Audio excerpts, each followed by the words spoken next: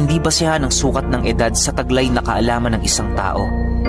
Paminsan-minsan kasi, may ilan sa atin ang dumadanas ng mga mahihirap na bagay sa kanilang murang edad.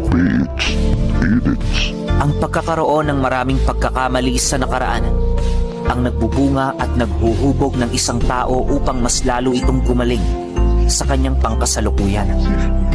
Dahil sa mga pagkakamaling yun, kung kaya't nagagawa niyang mangibabaw sa larangang kanyang tinatahak.